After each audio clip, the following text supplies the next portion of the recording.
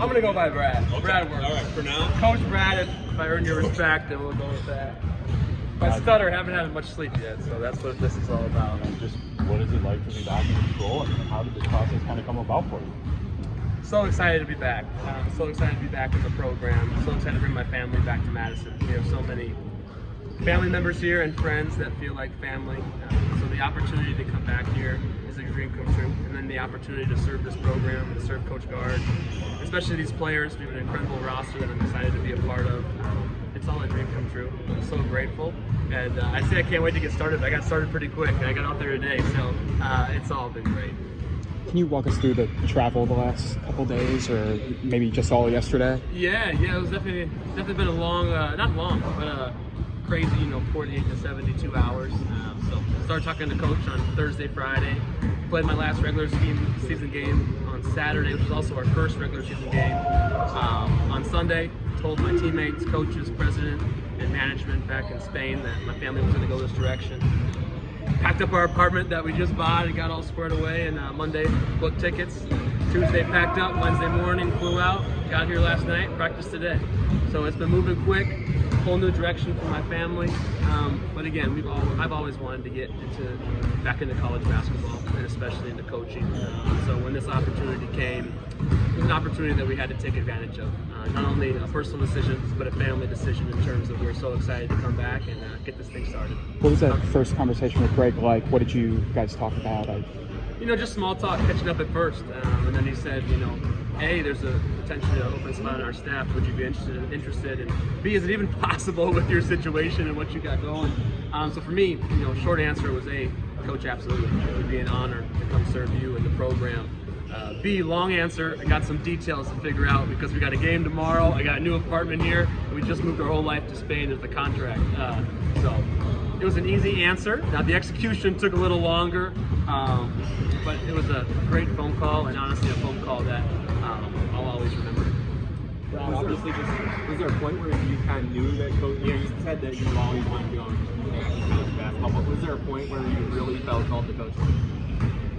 Ever since I was growing up, I had two older sisters and coaches that ran a youth basketball association, and they coached my sisters. So ever since I was young, I got to be the first person on the bench and see the game from a different perspective. And then as I came up, I just had incredible examples. My coaches in high school, from youth sports, basketball, football, and I came to college. Absolutely treasure my time here because of the people, because of my teammates, because of the coaches.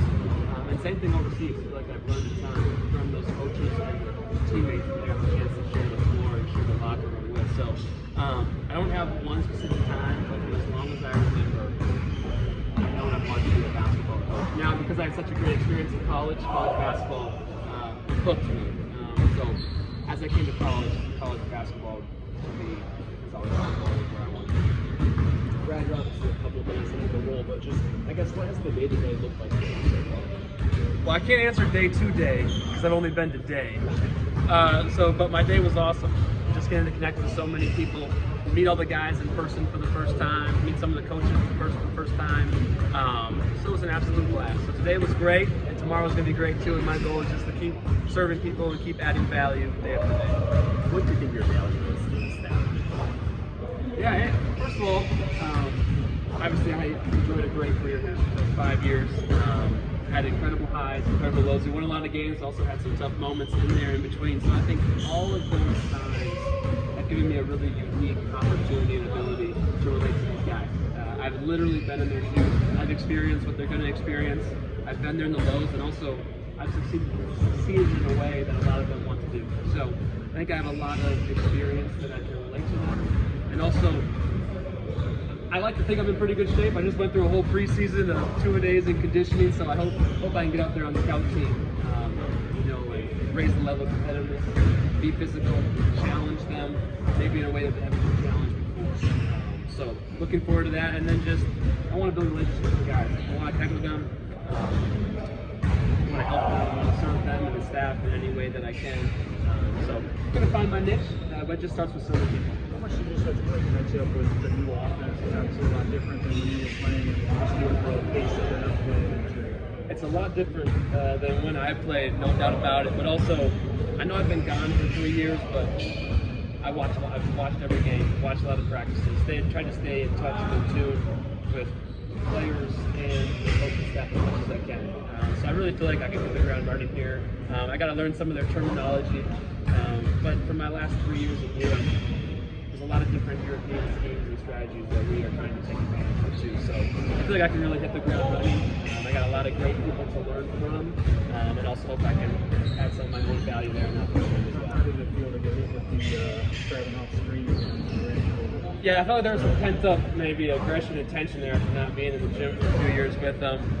But he knows I can take it. We've had our battles when he got to play on the scout team back in the day when I was here. So it felt great. Honestly, just being back in this gym and wearing the W and being in the coach's office and talking to the guys and being back in the huddles, it means the world to me. So even if it means getting hit in the chest by Coach Crab or taking a charge in an example drill or diving on the floor without a warm-up, I'm all for it. I'm all for it, and I'm ready to do anything I can. Title obviously only means so much, but Kirk Penny and the role that you have now had a pretty defined, I guess, what he brought to the staff. I guess, have there been any discussions about specializing in any particular thing or what you could bring in that area? No, not yet. Obviously Kirk Penny's an incredible basketball player, incredible human being, an incredible coach, and obviously brought a lot to this program, especially on the offensive side of the ball. And I think the impact he's brought is long-lasting in terms of we're going to see the effects linger as we continue to move forward. But also for me, I'm just going to find my niche and again help people and serve in the best way I can, serve the staff, serve the players, and just look for ways that I can make a difference, not only on the basketball court but also in the lives of people in the locker room. With this crazy last 4 days, do you still have to go back to Spain for more stuff, or are you settled here, or? Short answer is no. I don't need to go back to Spain, but we're missing 4. Only half of our bags got over here. So I didn't have any clothes. I showed up in a pink shirt and black pants today. I said, someone please get me a Wisconsin polo. So there's definitely some things that we still need to figure out. But no, we're here for good. We got all the loose ends tied up there, and now we're 2 foot in here. So they lost your bags? Is that it? Or? They're somewhere between here and Spain. Hopefully they'll show up today or tomorrow. I need some clothes, and my baby needs some clothes. So that's the goal. Have you had a moment to maybe process yet what the emotions are going to be like when you actually do end up on the sidelines for your first game here? No, not really.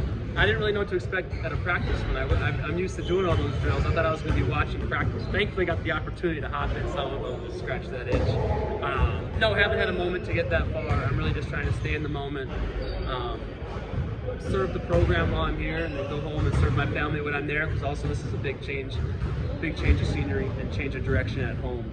So just trying to be present where my feet are, make as much difference and serve as much as I can while I have the opportunity. And then when that time comes, I'm going to make sure I take time to cherish the moment. A lot of people think, you're closing a chapter on playing, and I absolutely love playing basketball. But also to me, this is a new beginning of something that I've looked forward to. I've prayed about, I've prepared for, had conversations for so long. So this new beginning is something that I'm really looking forward to, and I'm excited for that day. But I am going to wait for it to come. How did you process that aspect of it?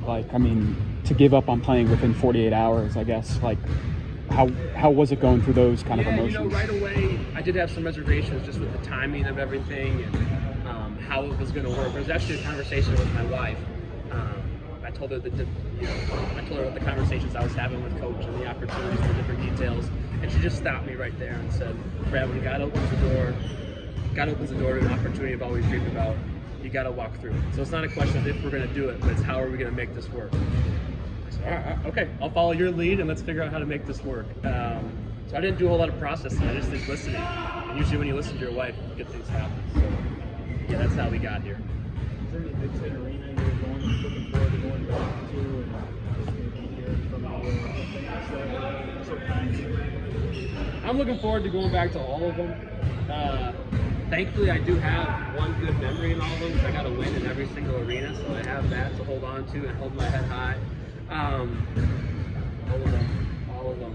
I think they all stand out for different reasons. When you stay here and play long enough, you get highs and lows everywhere you go. But for me, hopefully all those highs and lows from the past, now I have the opportunity in a different role, in a different seat on the bench, to make some new ones. So I'm really just looking forward to being in those arenas again, making new memories. You said the goal was to get back to college basketball, but was it always here, or would you have been open to somewhere else? You know, maybe go back to Bloomington, for example. The dream and the goal has always been to come back to the University of Wisconsin. And if I was the author of my story, that's where I would love to go back to and to bring my family back to. Obviously, you never know when opportunities open up. You never know how your story's written. But I couldn't have written this one any better. This is exactly where we want to be. This university, this campus, this program, the people that are in it, and the people that support it. They mean so much to me. So I can't imagine being anywhere else, and I can't think of a better place to start this new journey with my family than here at the University of Wisconsin. Serving this coach and these players and being a part of this athletic department and this program, it's a dream come true.